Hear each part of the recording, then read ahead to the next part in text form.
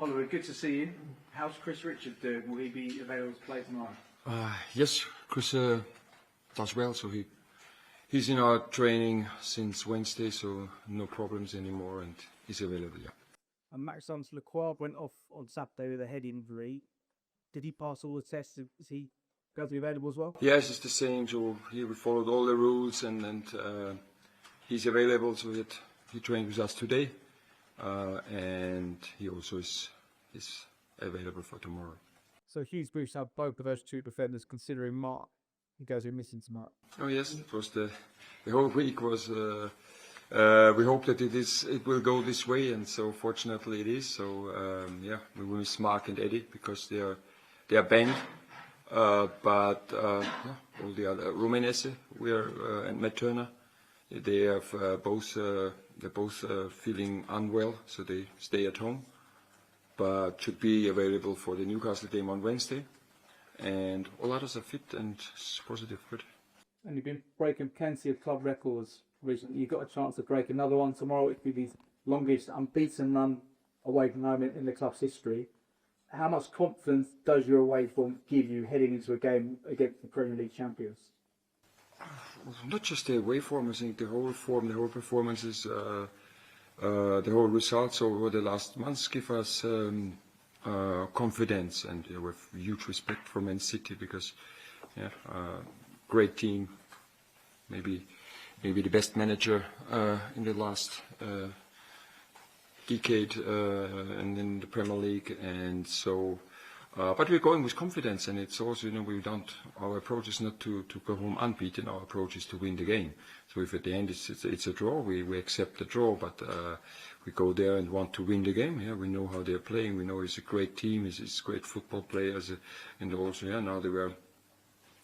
Since the last two games, they didn't concede a goal, so they're 2 clean sheets, and looking that they are getting more consistency in their defending structure, also having some players back for a longer time, and but of course, if we want to win, we have to score a goal, at least one, and this is what we will go for. What type of match are you expecting against City? Because clearly they're still well placed in the Premier League to qualify for the Champions League again, but they're not hitting the highest of highs which you've seen and become accustomed to over the last few years. I'm expecting, because the way of how they're playing is the same. This is a possession team, and they've usually always higher possession than the opposition, and clear structure in their game. So they also switched a little bit from the system. Usually Pep plays with wide and high wingers. Against Man United, he played like a 4-4-2 diamond with 2 strikers and Kevin De Bruyne more the 10. So we don't know exactly how the shape will be, but we are prepared. We will know what we want to do. The structure is more or less the same with a few adjustments, so we think we know what we have to do. It's the same, so we don't know if the press is man to man or the press was two. So, but we also need our possession there, because we can't defend the whole 90 or 100 minutes, because then the pressure will be too high and they will create too many chances. So we need possession. We need also playing in their half. We need them to run after the ball, not always controlling the ball with possession. And if we do this well, if we play with this confidence, if we move in this way, then we have a chance to win. And so it's all about how we will perform, how we will play, and so this was the main focus the whole week. And finally, for me, as you know, there are some really challenging matches coming up for you in the Premier League, but your form has been brilliant. Do you feel like you've got the quality in this squad to do something really special and qualify to Europe? I don't care at the moment, as you mentioned. We have great games in front of us, so this is fantastic. I really, just next week we play on Wednesday at Arsenal and then Villa, so 2 teams who are playing Champions League quarterfinal, and it looks like that Arsenal also qualifies for the semi-final. I know it's 1 game to play, but we know it's a good result. So we can see we play City, a team who is used to play in the semi-final or the final of a Champions League competition. And then we play Newcastle, play an excellent season, and Bournemouth the same. So great 2 weeks in front of us. So we are really looking forward to this, and we have almost every player available. Some things like suspensions can happen, but is a great time of the season, and we wanted to be in the position where we are now, and so we will give our best. Afternoon. Crystal Palace have found the net at least twice in 5 of their 6 meetings at the Etihad. What do you think it is about both these teams and how they play, and why there's always so many goals in these games? I don't know, because I was never part of it. So it's my first time going to Etihad, and also as Oliver Glasner, I'm looking forward to this game. And I don't know, but of course, if we go home with 3 points, it would be a good result. And you said previously, every session, Daniel Munoz, he's the guy running the most, sprinting the most. He's got the record for the most sprints in a single game, record for most distance covered at high intensity. He's basically at the top of all these types of stats. How is it managing such an intense workhorse of a player? For him, it's more to protect him, not than to push him. So and there were 1 or 2 training sessions where he said, I think there were many sessions where we said, okay, maybe you don't train the full session and rest a little bit. I said, no, I want to be on the pitch, and he trained. And there was really just, I think, 1 or 2 sessions where he said, maybe it's better for me to stay inside. And then I knew, okay, do it. So, no, he's a great guy. He's really looking after his body and so professional. And it's quite easy to work with a player like him. And over your time as manager at Crystal Palace, what's the biggest development or change you've seen in the players so far? I think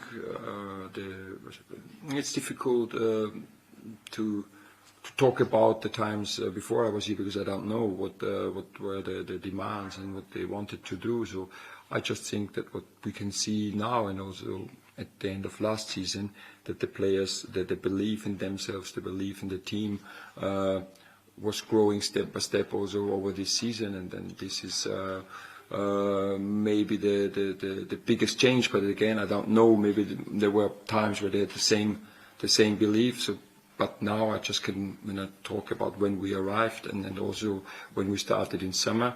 This belief in the group, this belief in our abilities, this belief in the way we are playing, increased step by step, and this helps us now to perform on a very consistent level.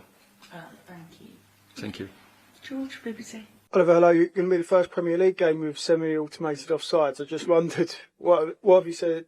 What have you made of it? Are you in favour of that system? Do you like it? Yes, it should reduce the time to get a clear decision, and so I mentioned it. I'm a fan of it. I know there are always some improvements, but I saw. Which game it was in the championship? Was it Leeds? Yeah, it was 2 disallowed goals were called offside, and was no offside, and then everybody, I think, is asking for the VAR, and so it's always, if you have the VAR, it's criticized. If you don't have it, it's criticized. So it's the same. But I'm always the opposite. You know me now a little bit, and I'm always, I think it's good.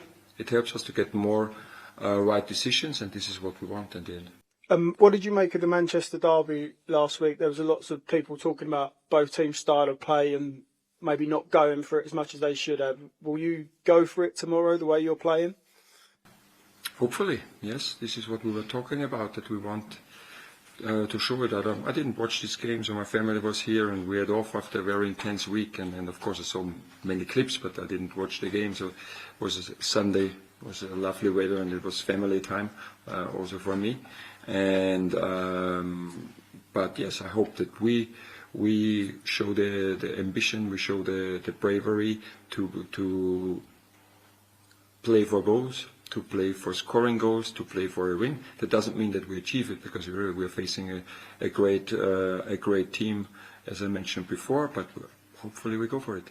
Now, I think I've done my research right. Did you manage Marmouche a couple of times in your career? And I just wondered, did you know he was going to come on and be the player he has been, and how far can he go? I know he's an opposition player, but you must be pleased to see him doing well. Oh, absolutely. So we're always in contact. Yes, he played for the under-21s at Wolfsburg when I managed there, and then COVID came, and we made some group, and was just allowed to train in small groups at that crazy times. And he he was part of a group, and I could see all his skills here, how quick he is, his amazing finish, and I think still thinking. Then he had the preseason with us, and I think at that time he was our best striker regarding his performance, but he missed, I think, every single chance. So he hit the post and next to the goal, and then he set himself under too much pressure, and then he lost a little bit of this easy going, was very important for a striker. And we had with Wharton at that time the top striker who scored 20 goals in the Bundesliga, and then we sent him on loan because he was still very young, but that he has all the abilities to become one of the top strikers in the world. We could see it from day one. He trained with us because he has the skills. What I also loved, he was, I think at that time, he was 2.5 years in Germany, and he spoke German perfectly. You know, this is quite unusual. And then I could see he's a great guy. Yeah, he's has all the skills, and then like it's in a football career, sometimes you have to make. It's not a straight direction to come to the top, but he made some. I think was alone at St. Pauli, was alone at Stuttgart, and performing for Wolfsburg. Then outstanding season and a half for Frankfurt, and immediately he show that Manchester what kind of a striker he is. So I'm really pleased for him, but not tomorrow. Did you ever consider signing him when you was here, or did you just know that maybe he's probably a little bit out of Palace's price tag? Yeah, did you know how much City had to pay? So